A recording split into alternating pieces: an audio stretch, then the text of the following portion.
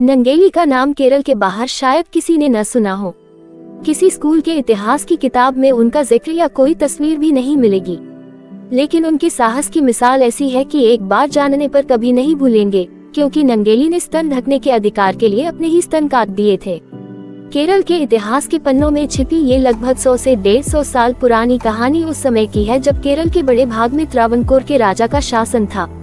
जातिवाद की जड़ें बहुत गहरी थीं और निचली जातियों की महिलाओं को उनके स्तन न ढकने का आदेश था।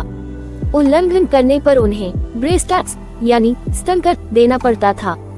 केरल के श्री शंकराचार्य संस्कृत विश्वविद्यालय में जेंडर इकोलॉजी और दलित स्टडीज की एसोसिएट प्रोफेसर डॉक्टर शीबा केम बताती है कि ये वो समय था जब पहनावे के कायदे ऐसे थे कि एक व्यक्ति को देखते ही उसकी जाति की पहचान की जा सकती थी।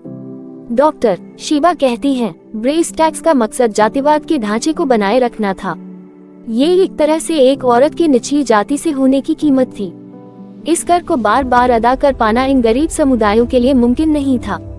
केरल के हिंदुओं में जाति के ढांचे में नायर जाति को शूद्र माना जाता था, जिनसे निचले स्तर पर इरवा और फिर दलित समुदायों को रखा जाता था। उस दौर में दलित समुदाय के लोग ज्यादातर खेतीहर मजदूर थे और ये कर देना उनके बस के बाहर था।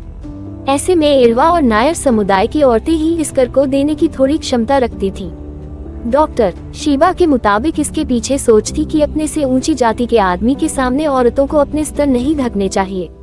वो बताती हैं, ऊंची जाति की औरतों को भी मंदिर में अपने सीने का कपड़ा हटा देना होता था, पर निचली जाति की औरतों के सामने सभी मर्द ऊंची जाति के ही थे, तो उनके पास स्तन न ढकने के अलावा कोई विकल्प नहीं था।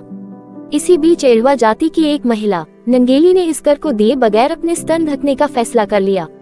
केरल के चेरथला में अब भी इलाके के बुजुर्ग उस जगह का पता बता देते हैं जहां नंगेली रहती थी। ऑटो चलाने वाले मोहन नारायण हमें वो जगह दिखाने साथ चल पड़े। उन्होंने बताया, कर मांगने आए अधिकारी ने जब नंगेली की बात को नहीं माना तो नंगेली ने अपने स्तन खुद काटकर उसके सामने रख दिए, लेकिन इस साहस के बाद खून ज्यादा बहने से नंगेली की मौत हो गई।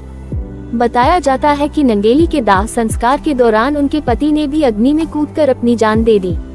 नंगेली की याद में उस जगह का नाम मुलच्छीपुरम यानी स्तन का स्थान रख दिया गया, पर समय के साथ अब वहां से नंगेली का परिवार चला गया है और साथ ही इलाके का नाम भी बदलकर मनोरमा जंक्शन पड़ गया है। बहुत कोशिश के बाद वहां से कुछ किलोमीटर की दूरी पर रह रहे नंगेली के पुड़पोते मनियन विलू का पता मिला। साइकिल किनारे लगाकर मनियन ने बताया कि नंगेली के परिवार की संतान होने पर उन्हें बहुत गर्व है। उनका कहना था, उन्होंने अपने लिए नहीं बल्कि सारी औरतों के लिए ये कदम उठाया था, जिसका नतीजा ये हुआ कि राजा को ये कर वापस लेना पड़ा। लेकिन इतिहासकार डॉक्टर शीबा ये भी कहती है कि इतिहास की किताबों में नंगेली के बारे में इतनी कम पड़ताल की गई है कि उनके विरोध और कर वापसी में सीधा रिश्ता कायम करना बहुत मुश्किल है।